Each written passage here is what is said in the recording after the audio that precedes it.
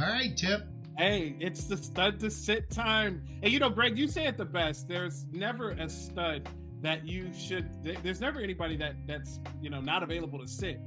You had a situation last year with Christian McCaffrey where he was 100% consistent, but there's situations where anybody can be sat on the bench at any given Sunday. Last week, we were 3-0-1, so we did really well. And for the year, we're at 62% for the year on the studs to sit. So, Greg, who are you sitting this week? Well, I got to tell you, staying as I'm a Lions fan and we got a Bears fan here, I'm sitting tight end number 12, Cole Kmet. The Bears are traveling to the Motor City to try and end a 5-game losing streak. He was right. I did have 5 games in there. I don't expect the Lions to look past them. And Kmet has the misfortune of facing an improving defense that's already the best in the league against tight ends. Now, I don't think you knew that, did you, Tipp? No, they're good. I know. They are in 11 games, the Lions have allowed just 40 receptions for 349 yards and only 1 TD to tight ends. That's 7.37 points per game in a point per reception league. But, maybe Detroit hasn't faced any good tight ends. Well, let's see. Tight end 6, Cade Otton. Tight end 3, Trey McBride. Tight end 23, Jake Ferguson, while Dak was playing. Tight end 10, Tucker Kraft. Tight end 25, Evan Ingram. Number 11 in points per game, by the way. I think they've played pretty good tight ends. I like Kmet to have a bad week.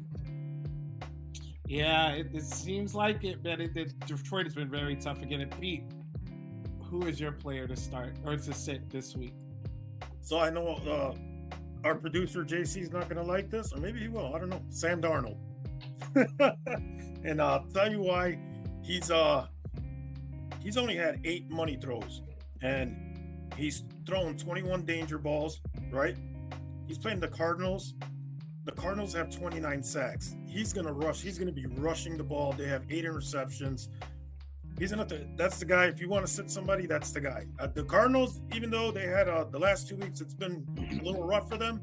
Their defense is really good. Yeah, no, that's another good call, Sam Darnold. I mean, look, he's got all those weapons, though, man. It's going to be really tough sledding for the Arizona Cardinals. They're going to have to pick up their offense. Their offense has been bad the last couple of weeks. I will say this. My call is probably really, really crazy. A lot of people are going to look at me sideways on this one. That's all your calls are crazy. Oh, they are. But, look, it's Thanksgiving. Before you go, Tipp, I've got to step out for a minute. I'll be right back, but just continue the show. Okay, so it's Thanksgiving. So, guys, I got to make a gut call. And my gut call is that Baltimore's defense is a prideful defense, and they're going against the Philadelphia Eagles. So, dare I say that Mr. Consistency himself, Saquon Barkley, is not going to finish within the top 20 this week, 24. I think that Saquon Barkley is still a really good running back. There's no issues there. But there's a couple of things here. Their defense, as far as the Ravens go on the back end, it's a very suspect defense, right? So what that allows teams to do is that allows teams to not necessarily run the ball on them as much. They throw the ball on them more. The opponents that the Ravens have faced they're only rushing the ball 22 times a game. So that tells me that, look, this is a situation that the Ravens are giving up points in the back end. They're not you don't necessarily have to run on them, but I'm going to give you some more information. There's the average 78 rushing yards per game to their opponents, the Baltimore Ravens do. So that, again, I said they're a prideful defense when it comes to stopping the run game. And who do they want to stop more than anything? They want to stop Saquon Barkley because he's the best running back in the league right now. Hell, the best player. Now, this is where this could come back and bite me because the Baltimore Ravens have given up a touchdown in the last 3 games in the rushing category. But wait, they got Jalen Hurts. Jalen Hurts runs the ball a lot. He does the push. I think that it's the Jalen Hurts game. I think they get the passing game involved. I do think Saquon Barkley will still get a couple of catches, but they keep him out of the end zone. They contain him for the most part. And this week, it's just not a Saquon Barkley for me. Ronnie, Do you agree? And if you don't, that's fine. But who is your player to sit this week? I only disagree. I don't disagree that he's gonna, like, I don't expect him to go score 35, 40 points. But I don't know. I think they're gonna figure out how to get him touches and do things with him. I think it's a good call if you're looking at like ceiling plays. I don't think Saquon has the same ceiling as normal this week. I do think his floor is probably still pretty safe though. So I agree ish, right? I think like I would say like maybe you get like 12 to 15 out of Saquon and it's a disappointing week, but that's still a good start. See, Greg had to leave on the one that he had to leave. Yeah, I couldn't really listen to him. He said not to start Saquon Barkley because he's a big baby and he's not a good running back. But it's bold. I like it. It's bold. Yeah, but we were perfect last week. We could have had 2 weeks in a row where we're perfect, and he goes with Barkley. Come on. Well, I'll come back on for a guest spot next week for 2 minutes and sing Tipp's praises if this ends up being correct. I'm gonna probably be wrong. All right, Roddy, who is your player? Mine was, I only put him on here because he was on the list that Greg sent me. I don't consider this guy a stud, but I think he's on there, I guess, because the games are tomorrow. Devontae Turpin. Wait a minute. I can explain that. Okay. My league, the league that we use for ranking, awards points for return yards. A 1 yard gets a 10th of a point, just like rushing yards or receiving. Okay. All right. Well, that does change things a little bit. All right. Well, I'm just going to operate on the like in general sense. If you don't have the return yardage thing in your league, it's 4 targets. Doesn't really do it. If he does have the return yards. Yeah. All of his relevance. If you're in a return yards league, this would not be my sit this week. Yeah, same way. There's a couple other guys. I'm drawing a blank on the name right now. There's a kid for the Jets that's been super relevant all year, literally because of return yardage. Xavier Gibson. Thank you. Yes. So yeah, but if it's not a return yardage league, he's ranked wide receiver 84 for a reason. I don't need to like spend too much more time on it. Just don't throw Turpin in unless you need like a desperation upside play. But the upside isn't that great. It's 3 to 4 targets and probably 30 yards. What you're really hoping for is that he breaks one for 15 a touchdown, and he's done that despite having around 4 to 7 targets throughout the whole season. He's only done that twice. So did you see that touchdown reception he had though? He's not like the worst player. Grant goes 70 yards. The dude is fast. Yeah. He's undeniably fast, but I feel like, like so is Marvin, who's been great recently, ironically, but MVS, fast guy, man. It's not super great for fantasy most of his time in the Chiefs, and I think Turpin's a very similar player. Except he gets return yards. Well, yes, he's got the return yardage thing. I'm in a return yardage league as well, a couple of them, and I'm in one league with you actually with that, so he's a dude in those for sure.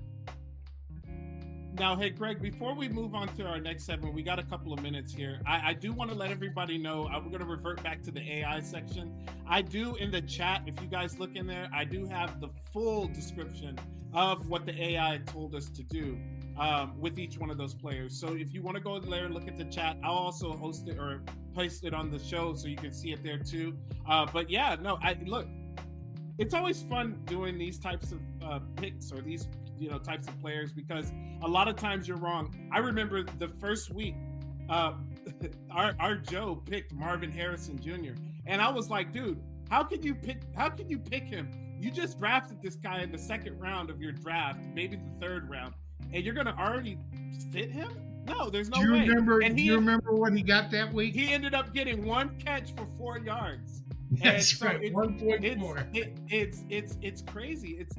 It's really fun to talk about these, because Joe Mixon had a hell of a week 2 weeks ago. Last week not so much, because sometimes these teams get prideful. They want to bottle these guys up after a really big game, especially if they're a prideful defense. And that's one of the things again with Baltimore that I'm looking at. But yeah, no, it's really fun to see everybody's calls. I really like Bear Fan Pete's, not only because JC is here, but I just think that Sam Darnold's been so up and down, and now with Daniel Jones going over there, what are you guys' thoughts on this? We got about a minute left. I don't think it impacts this week at all, because I think Daniel in the long Jones term, is going to need a couple weeks to get into the system. In the long term, what are you guys thinking on this? I think the Pittsburgh Steelers are looking at them and like, how did they do that? How come we got 2 worse quarterbacks and they've got these 2 yahoos and they're better? I don't think it impacts anything long term, because long term JJ McCarthy will be back. Yeah. So you still think? I agree. I think it's still JJ McCarthy. What about you, Pete? Yeah. So they brought him in, but maybe they have a little bit of doubt that maybe they got a doubt in their mind that maybe McCarthy may have an issue. Those type of injuries, sometimes they're really hard to come back from. They're not the same player. It's going to be even more difficult for McCarthy because he was a rookie and now he's got to start back over. And so, but I don't know. I just Daniel Jones. I mean, you might as well just wait it and see what happened. I mean, well, no, this is. I think they're making a backup play. Is like, why not? Like, we're a Super Bowl contender this year. We don't really have a great backup situation. Let's go ahead and get this guy. We know he's not a guaranteed starter. We've seen that in New York, but has to be like at the top of the list backups wise right now. So let's put him in there. And then with the added benefit of next offseason, if they don't retain Darnold, and there's some discrepancy around whether JJ McCarthy is going to be able to start or initially, like how his recovery is going, they can pivot to Daniel Jones if they need to. And so. Yeah. I think it just provides a lot of flexibility and gives them insurance for a Super Bowl push.